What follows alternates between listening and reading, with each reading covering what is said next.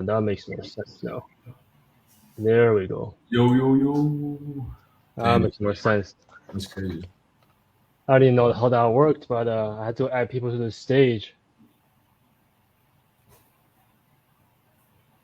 But, how's it going, everybody? Hi guys, W's Nick in is here. Doing well. Can you guys hear me? Yes. All right, perfect.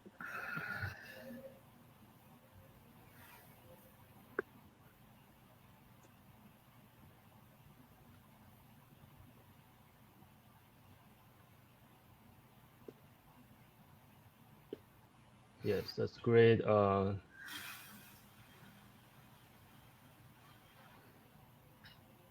There was like a lag in here, but it's all good.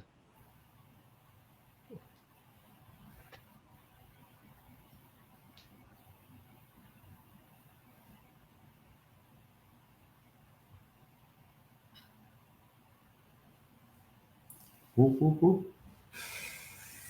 Account health specialist. Not special. Come on, guys. Who's in Bitcoin?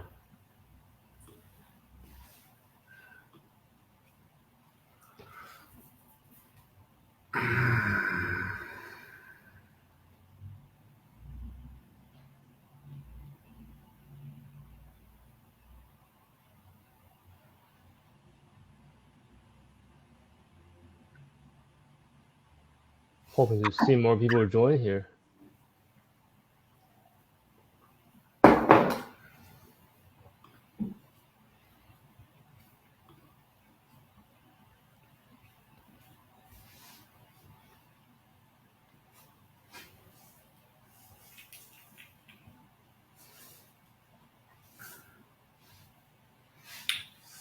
Anything else we need, Lawrence? You can still hear me, right? Yes, sir. Oh, good. Because there was like an echo earlier. I was wondering why. But all good. We need Might Cameron. be an issue for them hearing and seeing from the Discord. Should I join it? Yeah, I don't think there's an issue for them. We're No, good. like, do I need to join that as well? You can for sure, but definitely turn off one of the. Should I join it or not? Because they can't hear me from here, right? No, they won't be able to hear you from here. Whoop. But if like people who are in the Discord want to watch the stream, we're on Instagram Live as well. Might be easier because the guest speakers are all on Instagram. Well, that's a real kerfuddle, guy. I'll be honest. Dang.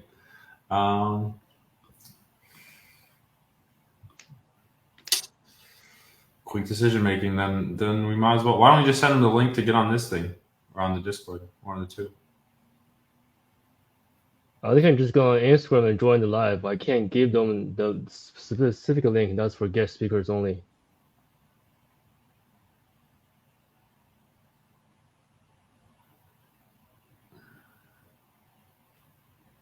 If you guys in the Discord who wants to join the Instagram live, it's fine too. Oh, bro, the Instagram Live has us on it. Never mind.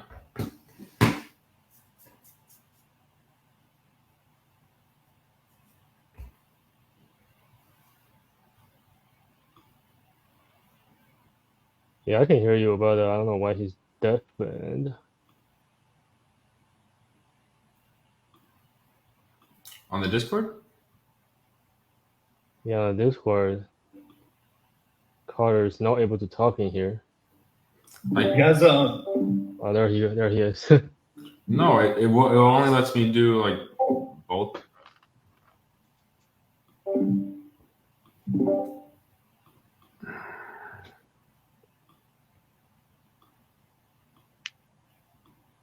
Looking good. More people joining.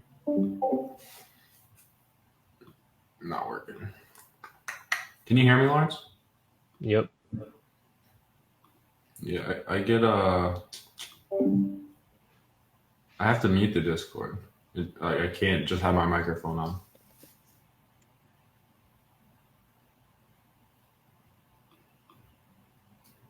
But you do. Oh no, you just have it muted. That's why it's a little echoey, I think.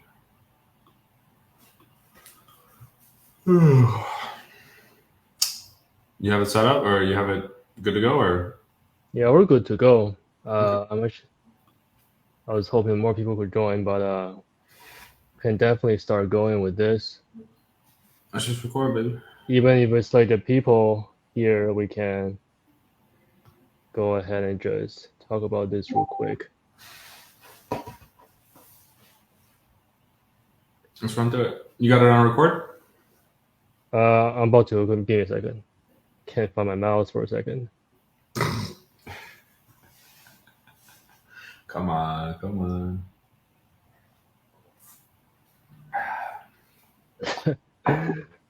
All right, we can pretty much start.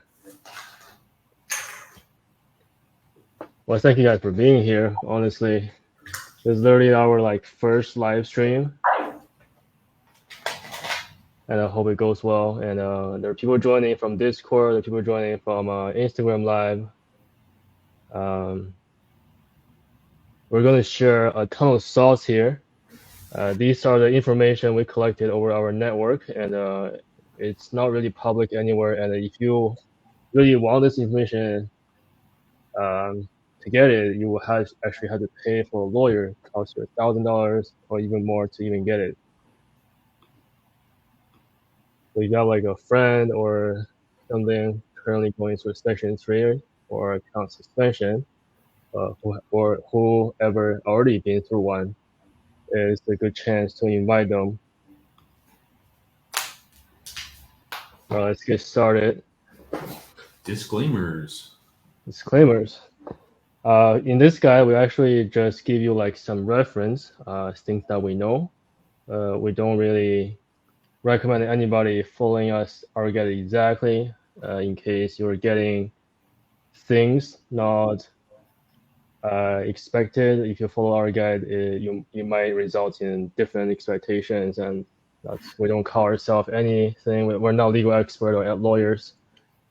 This is just purely based on experience and the information that we could get.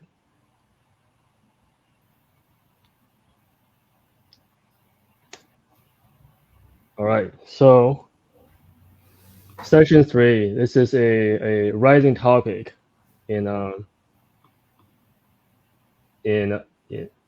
recently. Yes, it's recorded.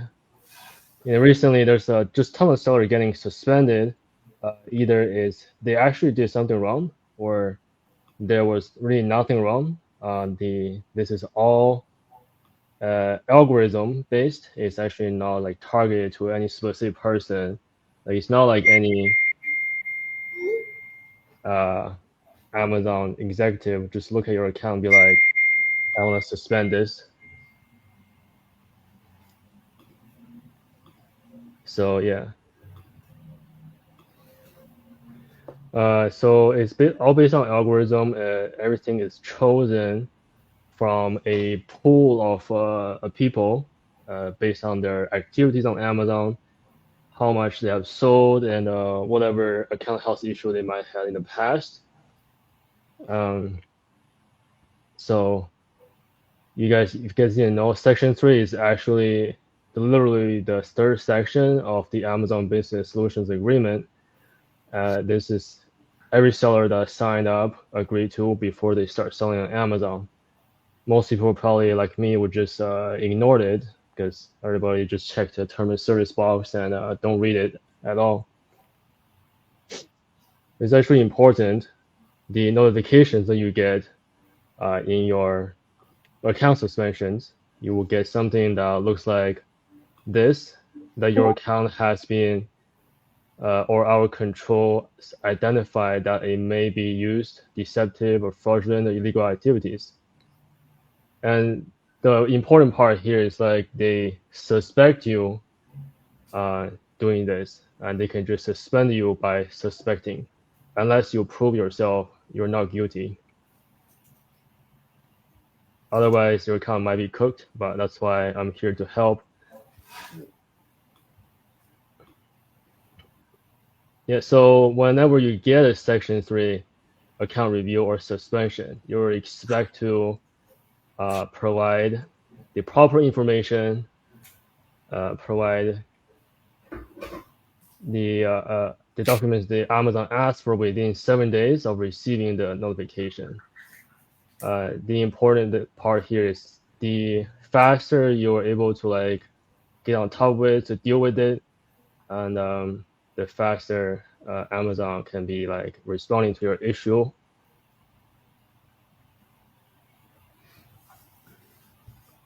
Somebody said there's no audio. On where?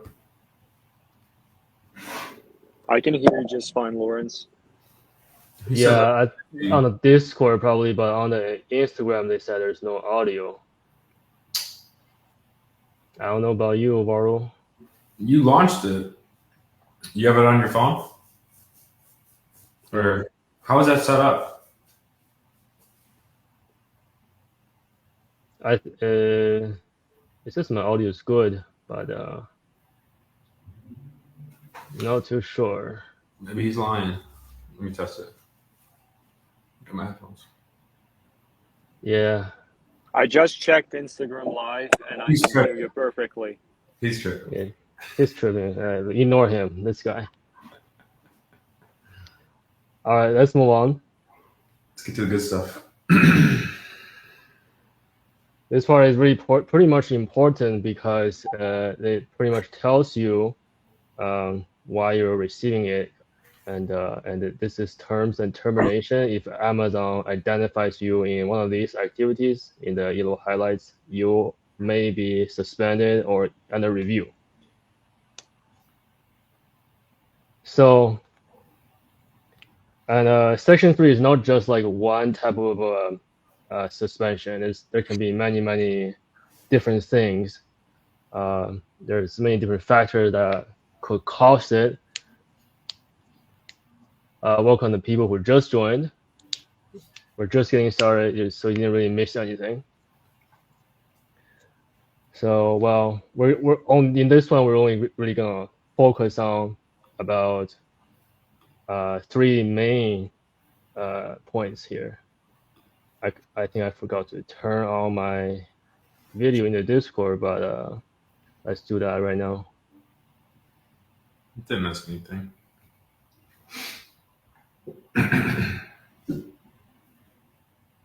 Yeah, but that's fine. That worked out. But now let's keep moving here. We're only going to cover 3 main type of a suspension here, which is the first one is the Amazon identifies your account. It's in a deceptive, fraudulent, illegal activity. You may or may not doing this. Sometimes you may get it, you just start selling, didn't really get anything. Again, that's because Amazon algorithm picks a groups of people. It's not really based on any other things. So in this particular category, the identified activities could be inauthentic inventory, unsuitable inventory, stolen goods, or you're doing drop shipping. These are not allowed to be on Amazon. And the second one here is, it just started going around recently. It's about the linked account, related account suspensions. This one is really interesting because you could be related by IP addresses, you could be related by credit cards, you could be related by shipping addresses. If you are doing group buys with another person or a group of people, and you guys all have the same address on it, maybe your billing address is your name, but the shipping address is someone else's name. That is not okay. Even though the invoice works for proving the authentic inventory, but it doesn't work in this case. Amazon can still link your account, and according to their policies, you are not allowed to own multiple accounts and operate on multiple accounts without their approval. The rule states it's like if you want a second selling account, the second selling account has to be a private label under a different business name, a different address, under different management, and a different email address, and everything has to be different.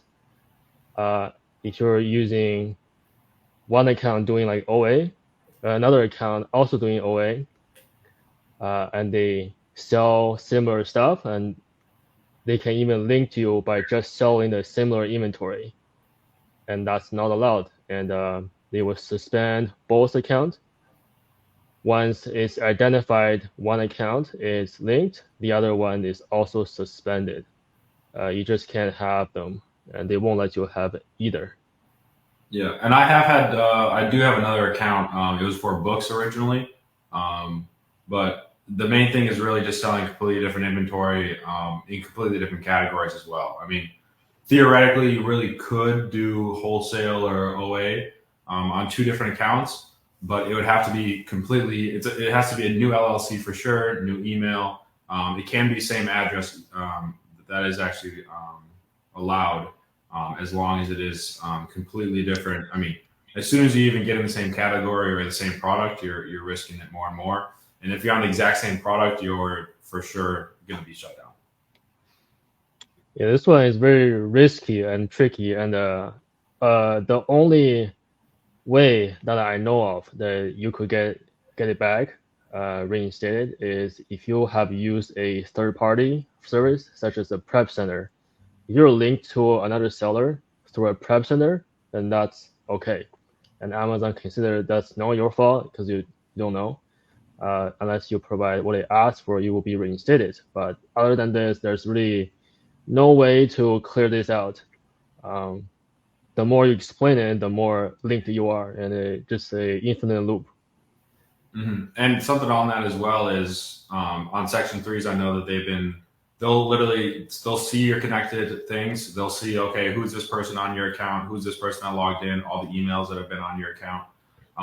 And say you have some like Prep Center LA or something like that on the account, they'll go and look up that name on Google. And if they can't find a website or they're looking at the address and doesn't look like a big business commercial spot, and if it's like a storage unit or something like that, I've heard reps literally say to people like, "Oh, that's a storage unit. That doesn't inspire confidence." Like really crazy. I mean, not that obviously, storage units are great and stuff like that, and I would definitely use them. But just like that, like mentality, hearing that from Amazon is pretty insightful. Yeah, for sure. Yeah, guys, use can I also add yeah on this part? yeah sure go ahead. Yeah, all very valuable information. I would just also add that besides, you need to make sure that the prep center has a strong web presence, but Amazon may also require you to provide the contract with the prep center as well as the payments to that prep center. So it's not an issue to have an address. You're not supposed to register your Amazon account under the prep center address, but you should be fine to have the prep center as a ship from address, but make sure that you have a communication with your prep center, that you have contract in place, and that you already submitted payments to that prep center, because sometimes Amazon may go as deep as showing your bank statements online and making sure that you actually submitted the payment to that specific prep centers, because it's not always enough to say that it's prep center for them to give you a satisfactory resolution on the case. Another thing about related accounts, also make sure that you're not even using the same Wi-Fi, because in the eyes of Amazon, they have two types of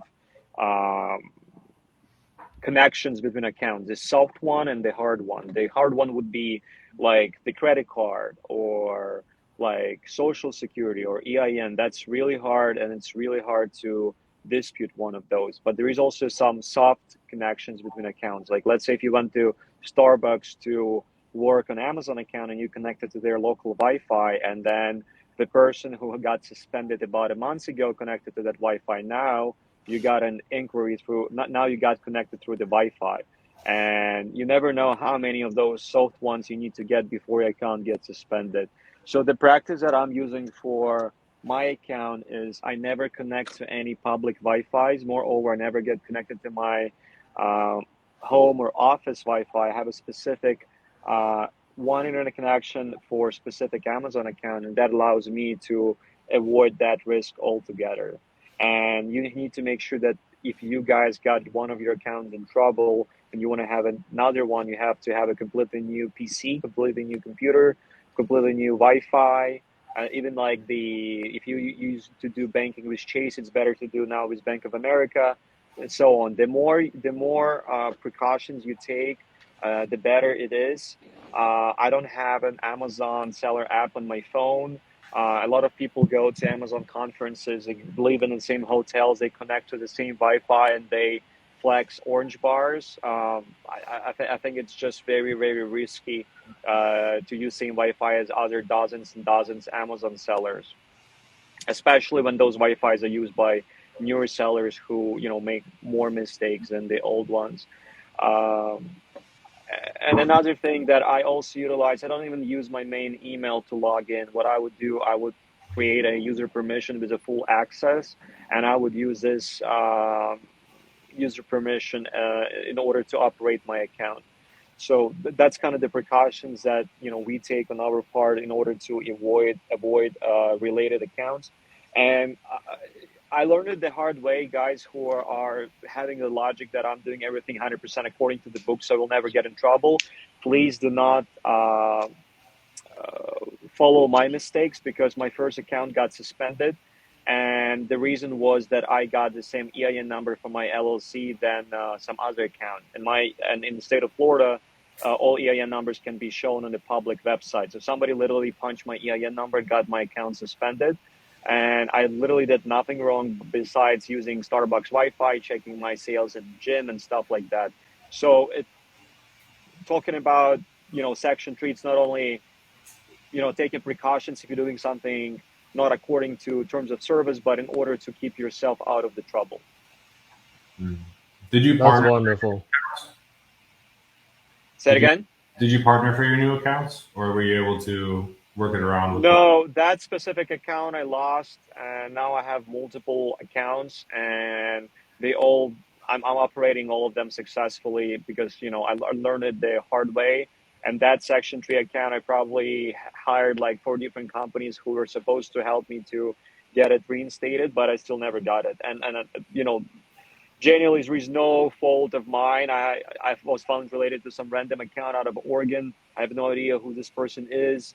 And, I've lost about 25K on that account. And, it's been probably about 4 years as of right now. Yeah, that's great information. Of course, Amazon could link your account pretty much with anything. Nowadays, it's like if you have a primary account, say you have your own seller account, and there's another seller that that maybe your friend have their account logged in their computer. You are not allowed to log in on their computer using your primary account login information. Amazon could link you guys for having a secondary account when you actually don't. You just know each other, but in Amazon's eyes, just knowing each other is not enough to prove your separation. You actually have to prove uh, to Amazon, and it's really, really hard to prove to them. It's like, how do you prove 1 + 1 = 2? It's not gonna be, you're not gonna get your account back like that. But like Nick said, if you use a user permission to log in on your friend's computer to manage your account, and that's perfectly fine. But it's still risky if you guys are logging into the same Wi-Fi. Amazon could still link you by IP address. Yeah, just be careful. Don't do these things. Yeah, and if you The guys have virtual assistants, it's all assistants helping you to run the account. It's also highly encouraged to have an agreement between your LLC and your VA in Philippines, or whatever country you guys hiring from, because a lot of times they will ask you about the user permission, but they will want to have some supportive documentation. And sometimes they can go even further and they want to see this agreement between your LLC and VA, and they want to see it being sent through the email. So make sure that you also have all the supportive documentation, because the more you have of it, the higher chance that you will get from Section 3 successfully. Yeah, sure. One more adding into that one. Now, what I do with my VAs is every time I add them to any user permissions, I would ask them to create a new Gmail account that has never been used for any Amazon seller account whatsoever, and they would do that. Um, that's one of the ways to probably can avoid linked account from happening. And you also, when you're hiring VAs, make sure you have all documents together. Amazon is all about documents, proofs that you have to show them. If you're unorganized, get to organize it right away to save you a few $1,000s down the road. Or all your For money. Yeah, so like for VAs, I would say you gotta have their offer letter. You gotta have their offer letter. You gotta have their employment contract. And gotta offer them like in Filipino laws, you actually have them give them to like a certificate of employment to certify that they're employed by you. And if you do even further, you could also do payroll with them, which you can sign out with like a company or do your own payroll in a spreadsheet. But make sure you're organized in every way possible. So when Amazon asks you stuff, you can provide them. Um, the worst case is you provide less than what they ask for. But if you over provide what they ask for, it's actually help you in the case. The third one here for the Section 3 suspension, this is pretty strange, is that in any case, if you failed identity verification, the Inform Act on your account say if you moved, you have to re-verify your account again. If you accidentally submit a wrong document, say your old address document to your new address, you might get suspended for submitting the wrong document. This is pretty rare, but it does happen. I've seen a few cases. Let's move on here. Like I said before, the Section 3 suspension is not specifically just targeting your account. There could be many factors in each individual account, and in many cases, it could be you're selling a very high risk product, such as the product in the beauty and personal care category currently are very high risk because Amazon is suspending thousands of sellers by selling beauty products. Um, now Amazon is putting extra restrictions on top of beauty products, saying that every listing that you sell on it has to have the drug and facts, the ingredient list, either in image or in a text format somewhere on the listing. Otherwise, you can't sell it. Otherwise, it's violation in the rules. Selling high risk product is definitely one of them. High risk also includes counterfeits. The brands that are known for highly counterfeits, this one is pretty easy to identify if you're selling products that looks very generic. It doesn't have much of the branding to it. It looks very simple. They could get you with that. And the second one here is, I don't think many people know this, but whenever you get a IP or inauthenticity complaint, you should never acknowledge it. Acknowledging the IP or inauthenticity complaint is the same to just admitting wrongdoing. You're selling fake products. You are violating Amazon's rules, which you agreed not to when you sign up your seller account, and that could lead you to Section 3 account reviews. So if you want to know how to do appeal for any IP complaints and inauthenticity complaints, come to like CometLeads. We have some templates out there we can provide with you. And the third one here is if you have too much negative reviews, such as you're selling mismatch product to customers, and they give you little reviews. They receive something not as described. It happens all the time. And the bad NCX unresolved. The NCX, if you don't know, is the negative customer experience. This doesn't really go towards your reviews. Only some of them do. If you get a lot of NCX bad ones on the same product during a short period of time, some of them will actually come through as bad reviews. I have to mute one person here. It's very loud.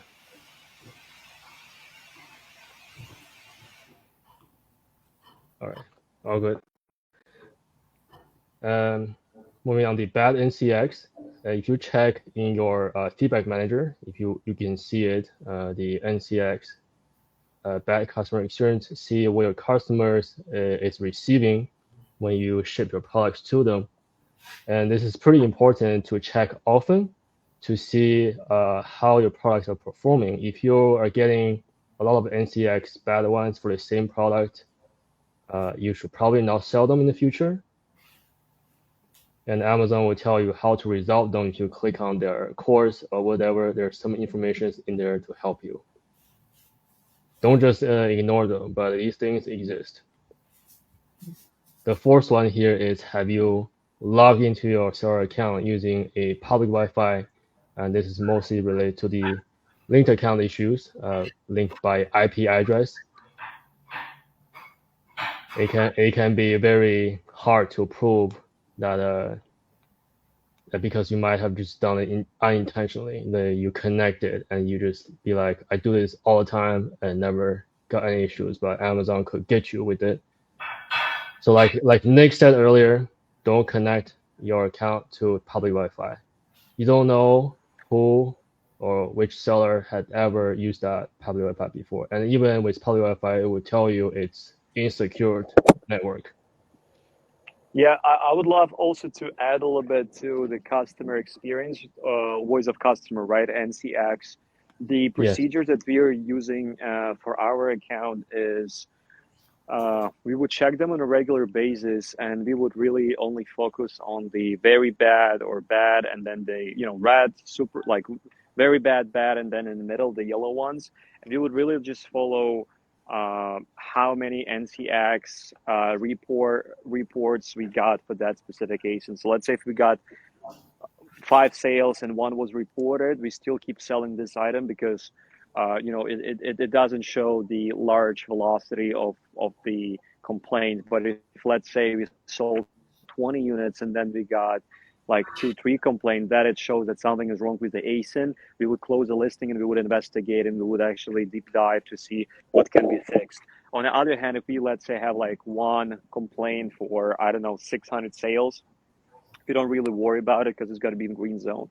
But what we also do is if some items really get complaints at the NCX for whatever reason, and they're let's say like 4 for 60 sales, we consider that to be a very high metric, and we would just sell this item or actually remove it from Amazon and sell on other platforms, and we would actually not bring this item back, and we would delete it from our inventory. And when you guys delete it from inventory, it actually eventually going to go off from the NCX report voice of customer, right? So that allows you to actually lower the amount. So if you guys open your voice of customer and you have, let's say, have 30 of them in a red zone, and then most likely 15 of those you guys are not carrying anymore, but because it sits in your inventory even at 0 for months or years, it's still going to be there. So what we do, we actually track those pretty closely and we remove them from our inventory, and as a result it goes off our voice of customers. So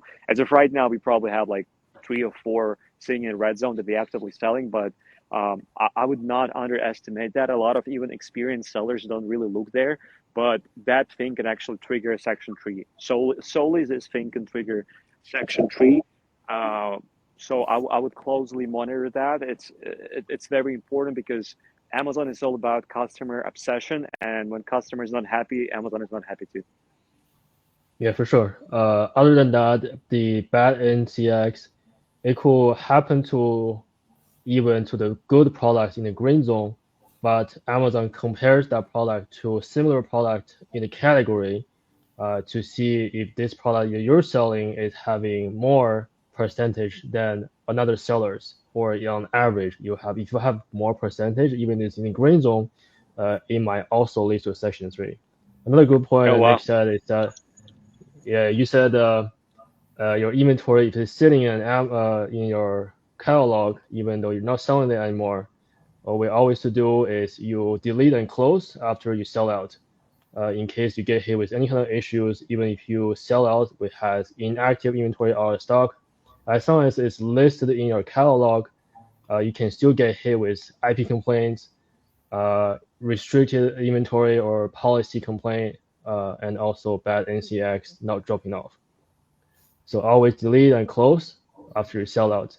You can add it back in later, but I don't recommend you keeping it there. It could lead to some issues. And then the fifth one here, it's a 3P issue. Third party, using third party services linked to another seller, whether you recognize them or not. But if you're linked to another seller, this is your issue. I suggest you check all the third party services you ever used. Either it's the seller reimbursement services, or a prep center, or something else that you might have used, or definitely check those.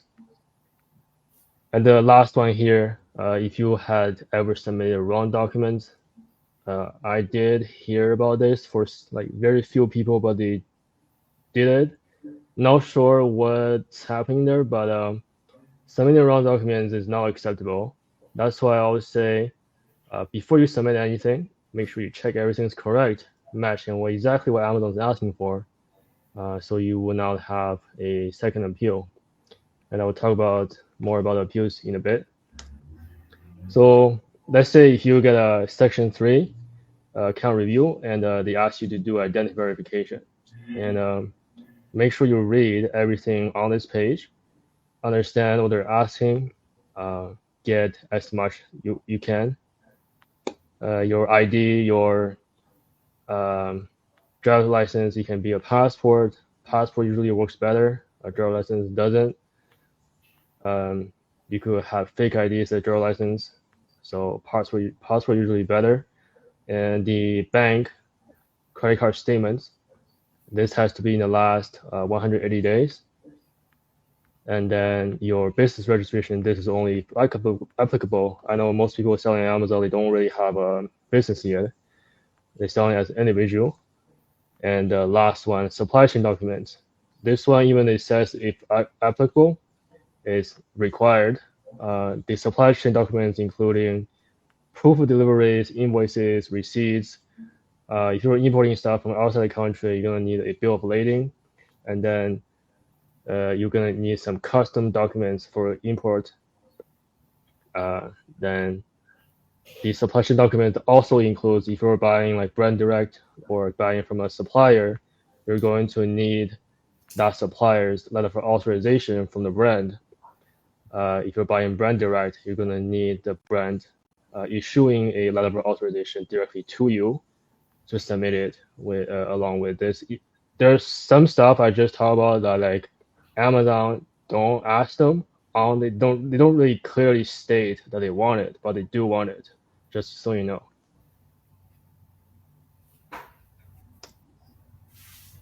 So let's say after you submitted your stuff, you attended the identity verification. You were on a call with a interviewer, and you give them all your information, such and such. Now after it, they want you to submit this stuff again. This happens to a lot of people. This is just normal procedure. Even if you submit it beforehand, they also want you to submit it again, because these are actually going to different teams. The first one that you submitted is going to the interviewer, and they're not associated with Amazon's review team. The second one here is going straight to seller performance. On the base level, seller performance has many levels, teams, managers, executives, but we will get there in a bit. But submitting these documents, make sure you read them very carefully of what they're asking. Make sure you submit as many of these things as possible, and highlight quantities or bank statements, the purchase you made, how much is the dollar amount matching to how much your purchase on the invoice. Make sure you also name your files properly. That when the reviewer sees all your files, they'll know which is which. If you were just like storing in like bank statement August and bank statement July without saying anything, they're not even gonna look at it. They're just gonna reject it right away. There's a specific format you have to follow when you're submitting documents, and this information is not really public, only for people who have submitted it or like who had signed with a lawyer before. They would tell them you have to name it in a specific way. But like anything, like I'm getting, like submitting documents to Amazon, you have to name it in a specific way so they understand what they're looking at just by looking at it. And let's say after you submit your first appeal and Amazon reviews your document and they say, we're going to deactivate your account because they say your account has been, say, identified being used the deceptive, fraudulent, and illegal activity. And this is literally what Section 3 is, when I mentioned earlier. And you can appeal to this. And this message here is what everybody gets. It's really nothing special about yours versus another person's. This is actually an automated message from Amazon. It's just a template. There's really not much information to go about this.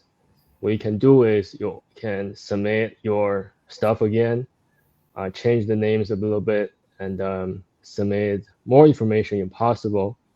Let's say first time you submit only the invoice, and the second time, what you could do is you submit a letter of authorization from the brand issuing to your supplier, adding to that layer, or adding more proof of deliveries, or do you have any product images, submit those as well. And yeah, so you can appeal and appeal to this. And they will always say, we may not respond to further email about this issue, but they will always respond at some point. Let's move on here. So after the second appeal, you're coming to a third appeal. Amazon is still denying your documents that you submitted. So now what you do is you should draft up a personalized appeal.